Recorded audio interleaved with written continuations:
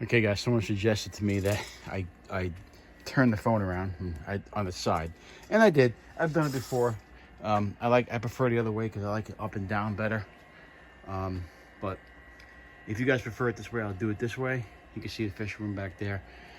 Just want to give you guys a little update on the pond. We're about ready to get this thing winterized. The weather's been pretty good, but we're going to be in November here soon, so gotta start thinking about it, obviously. One of the big things is when you guys have a pond in the wintertime, and I have a waterfall, so the fish do great with the waterfall, but I always make sure I got a pond, a pump to pump out the water, to pump up, to get some surface agitation, sorry. And I got this for 20 bucks at Harbor Freight. I mean, I'm not trying to do any promotions, but it's pretty cheap. It'll do the job. I don't need a lot of surface agitation because I do have a pond deicer, which is going to help with the gases too. So that will be going in once it starts getting to 30 degrees every day, and then we can shut that pump off that controls the waterfall. That's the big thing, is the waterfall is coming off, and we're going to be doing this pump and this deicer to make up for it, so the fish are good for the winter time. So don't necessarily need both of them, but I always like to have a backup plan in case, you never know what's going to happen. In Pennsylvania, we very, very rarely get to under freezing. So 32 degrees we get low. I never really stay at 0 degrees for longer than a week. I haven't seen that here. It's possible it could happen, but we're protected. We are happy with this for now. I'm prepared in case the winter weather comes quicker than we thought. So that's what we're going to update you guys on today. Some of the pond stuff, the winterizing stuff we're doing at the house. Obviously, you guys know we have a screened-in porch. We started winterizing it. We want to put these are roof tiles. You can use this for like chicken coop and stuff like that. It just covers the top. These are clear ones. We can still see through, but we already got half of this done. I put the channels in already. I'm probably gonna need another one to cut it. I like the metal channels better, so we're gonna use the metal channels on the other side too. I'll show you in a second, but there's a plastic channel on the bottom, which is just easier for me to drill on the bottom, and the panels stick right in there. And we're gonna get some kind of a trim or something to get them to stay in there. But this keeps that in there a little warmer. It keeps the wind out. I don't think it would be that much warmer, maybe 10 to 15 degrees. I don't know. I'm not really sure, but we have heaters in there. We can use, and we can access and use this space for the winter time. Obviously, I got my porch pond back there. The white cloud minnow is still in there. I put a heater in there for now, but once we get the heater in that room heated for the cats have to come out here too, that pond should be good. So I'll show you that we already did one side, is done, that side, and now we just got to do this side. So I think another 5 pieces we should be done to finish the channel, and then I want to move the whatever metal left I have and put it on this side. I like the metal top, even though you could lock that down pretty good, but I like the metal. We're gonna figure something out to lock those down too. This is kind of like a man-made, homemade thing that we decided to do. I've seen it done before, but I think it's a good idea. Anyway, that's the backyard. We're still working on this pond. I wanted to show you guys. I'm gonna be doing this weekend. I already started cutting some of these plants down. I got rid of the 2 arrow plants which were dying. I already started bagging the pickerel up. It was dead, so I took it out. I put the arrow plants in here for now. I'm gonna try to put those in my fish room. They will grow. Doesn't have to have water, so we're gonna try to grow those in the fish room over the winter, I mean, and see what we can get for next year. They're pretty much dead, you can see. So the temperature really kills them. It's too cold out here right now. So we're gonna put those into the fish room and see what we got. I spilled some gravel here, so we're just gonna clean this up real quick.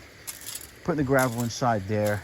I'm gonna also take these lilies out. They're right down here. As you can see, they're dead too. So we're gonna pull these out right now. There's nothing left in there. Just gonna put these on the side here. We could probably use the rest of that gravel, but I'm gonna carry this inside the fish room. I'll do that when the video is over, but I'm gonna put the rest of that gravel in there. The lilies are dead. I might just keep the lilies in there. I'll put a little bit of water in there. We'll have some light inside. As you see, the papyrus is still doing pretty good. I don't know the name of that plant right there, the tall one. I have no idea. I don't know if I'm gonna, I don't even know what the name of the plant is, but it's still growing. You can see it in the bottom there. It's still got roots. It's growing more stuff. Look at right down here. You see this stuff growing up. It's growing great. I don't know if I mentioned to you guys in when I did this pond before, when I was doing these plants, I always wanted to let you guys know lava rock is such a good source to grow your plants. As you can see, you use lava rock in all these planted plants. They do so well. Just keep an eye. I definitely recommend doing that. You know, using lava rock really does work good. Obviously, these hyacinths, I'm going to pull these out. They're dying. We'll do that tonight. Hopefully, I got to go to shoot pool tonight, so I'm going to try to get these out of there tonight if I can. If not, we'll do it tomorrow.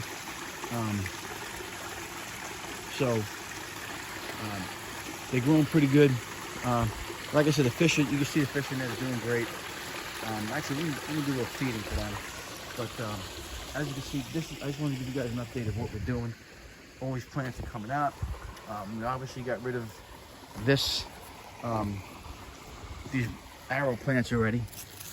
Put these rocks in there. You got mows along back there. I don't want to get the rocks to be a little bit rough, but we're trying to clean up as much as we can. I don't think I'm gonna get them all, but these are the rocks. I did not want to put these rocks, but trying to get as many as I can up. But I don't like spilling stuff. But anyway, these rocks have a lot of good stuff on them, so we're not going to throw them out.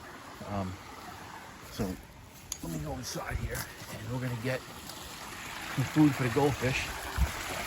See if they'll eat for us. This is done, so we got this done. Breaked up some of those rocks. But yeah, this is pretty much what we're doing for the winter time. Getting all this stuff cleaned up and ready for the winter.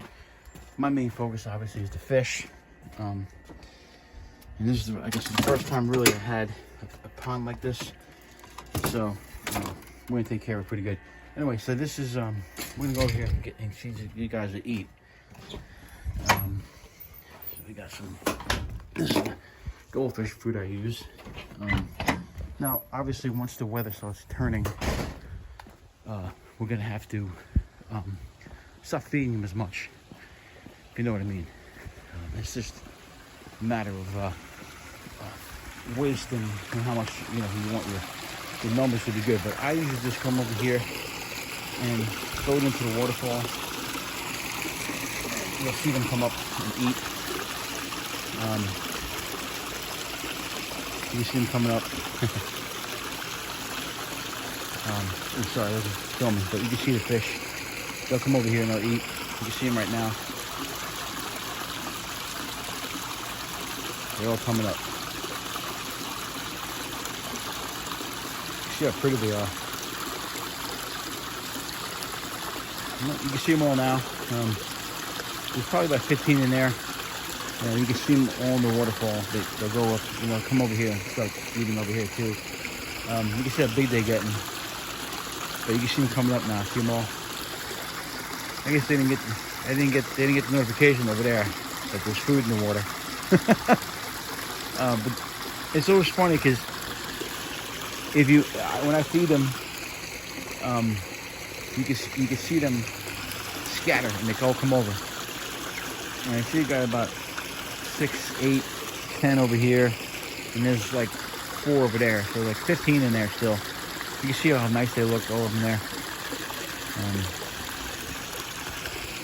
Don't be afraid to feed them more. I might go over there and put some food in there too.